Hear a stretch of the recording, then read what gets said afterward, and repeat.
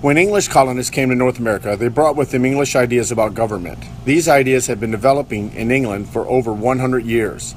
By the 1600s, the English people had won political liberties such as trial by jury that were largely unknown anywhere else in the world.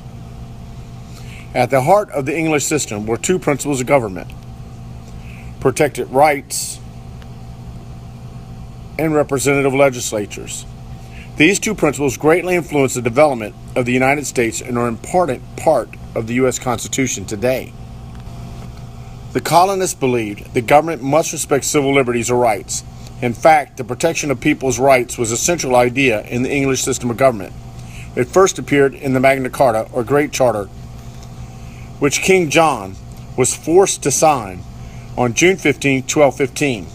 This document said that the king was not above the law, that he was subject to the law just like everyone else. The English also believed in a representative government.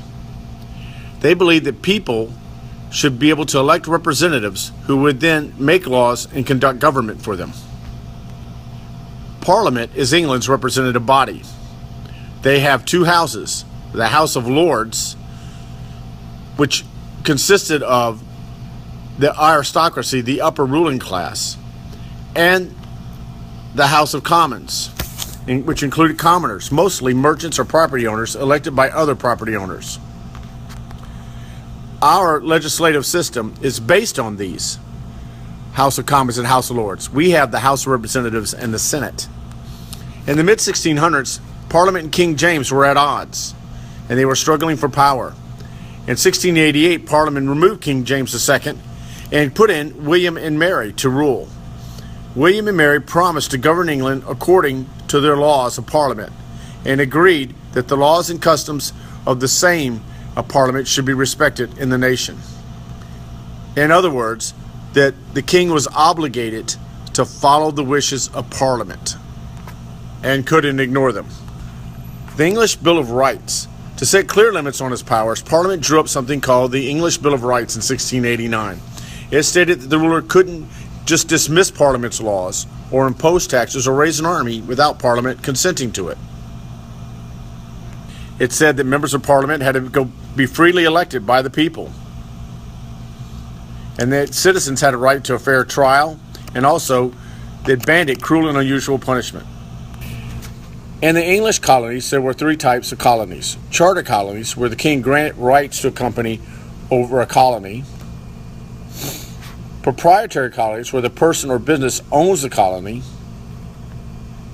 and royal colonies owned by the king.